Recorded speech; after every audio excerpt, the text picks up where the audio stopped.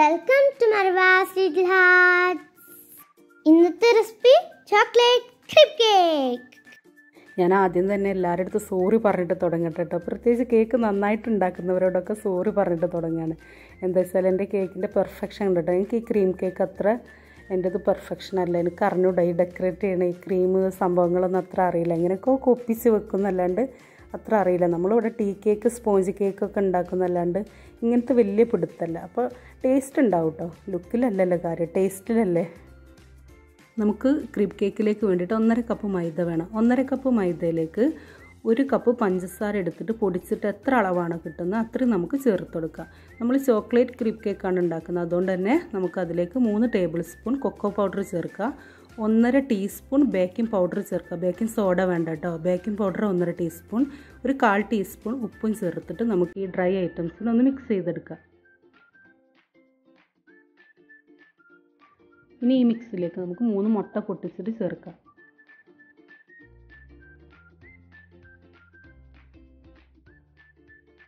ഒരു teaspoon vanilla എസൻസും 3 tablespoon sunflower ഓയിലും ചേർത്തിട്ട് നമുക്ക് ഒന്ന് ലൈറ്റായിട്ടൊന്ന് ഇതിനെ മിക്സ് ചെയ്ത് കൊടുക്കാം.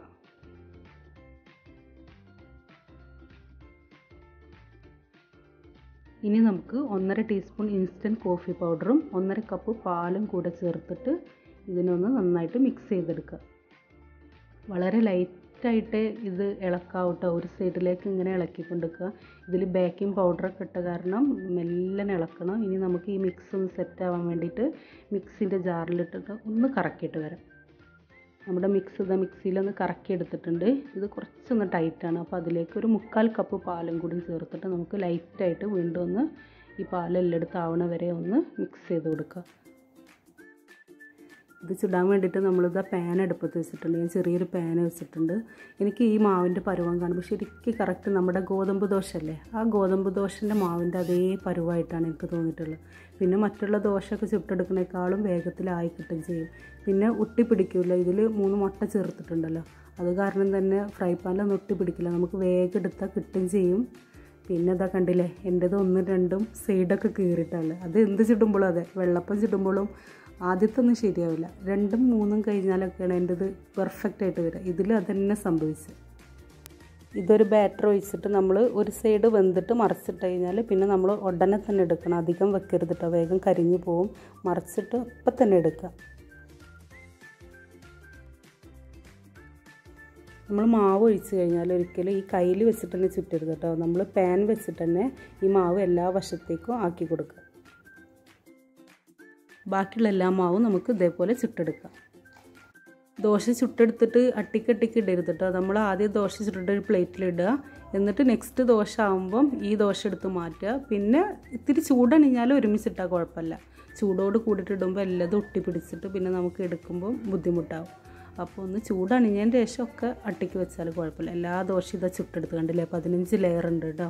ഇനി നമുക്ക് ഇതൊരു പ്ലേറ്റ് വെച്ചിട്ട് അതിൻ്റെ ആ കരിഞ്ഞ ഭാഗങ്ങളൊക്കെ അല്ലേ, ക്രിസ്പിയായ ഭാഗങ്ങൾ, അതൊക്കെ നമുക്ക് കട്ട് ചെയ്തെടുക്കാം. എല്ലാതും നമ്മൾ ഇതിൻ്റെ സൈഡൊക്കെ കട്ട് ചെയ്ത് ഏകദേശം റൗണ്ട് പോലെയൊക്കെ ആക്കി എടുത്തിട്ടുണ്ട്. കണ്ടില്ലേ, ഒന്നും ഒട്ടി പിടിച്ചിട്ടില്ല കേട്ടോ. വേറെ വേറെ കിട്ടുന്നത് കണ്ടില്ലേ. ഞാനിവിടെ വിപ്പിംഗ് ക്രീമൊക്കെ നേരത്തെ ബീറ്റ് ചെയ്ത് വെച്ചിട്ടുണ്ട് കേട്ടോ. ഇനി നമുക്ക് ഈ 15 ലെയറിനെ 30 ലെയറാക്കി മാറ്റണം അല്ലേ. ഇനി നമുക്ക് ഒരു ബട്ടർ പേപ്പറോ അല്ലെങ്കിൽ എന്തെങ്കിലും ഒരു ബോർഡോ എന്തെങ്കിലും വെച്ചിട്ട് ഈ വിപ്പിംഗ് ക്രീം അതിൽ പുരട്ടി നേരത്തെ ചുട്ടെടുത്ത ഓരോ ദോശ അതിലേക്ക് വെച്ചിട്ട് അതിൻ്റെ മേലെ ഷുഗർ സിറപ്പ് ആക്കി കൊടുക്കുക. ഷുഗർ സിറപ്പ് നല്ലോണം ഇടണം കേട്ടോ. എത്രത്തോളം ഷുഗർ സിറപ്പ് ആക്കുന്നോ അത്രയും ഈ കേക്ക് കഴിക്കുമ്പോൾ നല്ല സോഫ്റ്റ് ഉണ്ടാവും. എന്നിട്ട് ഷുഗർ സിറപ്പ് ഇട്ടതിന് ശേഷം അതിൻ്റെ മേലെ ഈ ക്രീം തേച്ചെടുക്കുക. ഓരോ ലെയറിലും ഇതേപോലെ തന്നെ ചെയ്യുക. നമ്മൾ ഈ 15 ലെയറിലും ഇങ്ങനെ ചെയ്ത് എന്നിട്ട് ഈ വിപ്പിംഗ് ക്രീം നമുക്ക് എല്ലായിടത്തും ആക്കി കൊടുക്കുക. എനിക്ക് തീരെ ഈ സംഭവം അറിഞ്ഞൂടെ, എങ്ങനെയൊക്കെ ഒപ്പിച്ച് വെച്ചിട്ടുണ്ട്. ഞങ്ങൾക്ക് ടേണിംഗ് ടേബിളൊക്കെ നമ്മുടെ കൈ തന്നെയാണ് കേട്ടോ. പിന്നെ ഇതാ ID കാർഡ്, മറവൻ്റെ പഴയ ID കാർഡ് എടുത്ത് വെച്ചിട്ടൊക്കെയാണ് ഇത് തേച്ച് ഒപ്പിച്ച് വെച്ചിട്ടുള്ളത്. ഇങ്ങനെയൊക്കെ ആയി വന്നിട്ടുണ്ട്. ചെറിയൊരു ചെരിവൊക്കെ ഉണ്ട് കേട്ടോ.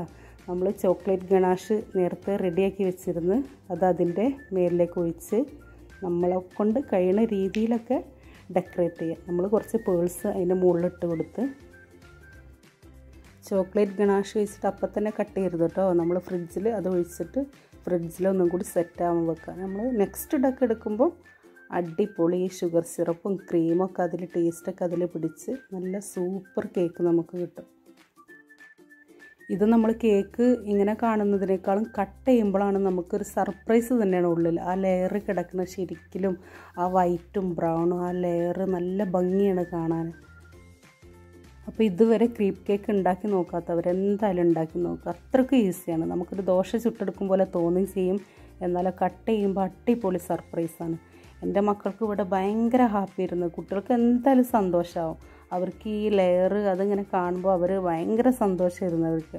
അപ്പോൾ എന്തായാലും എല്ലാവരും ട്രൈ ചെയ്ത് നോക്കുക. പിന്നെ ഈ വീഡിയോ കണ്ടിട്ട് ഇതുവരെ സബ്സ്ക്രൈബ് ചെയ്യാത്തവരുണ്ടെങ്കിൽ സബ് ചെയ്യുക, ലൈക്ക് ചെയ്യുക, കമൻറ്റ് ചെയ്യുക.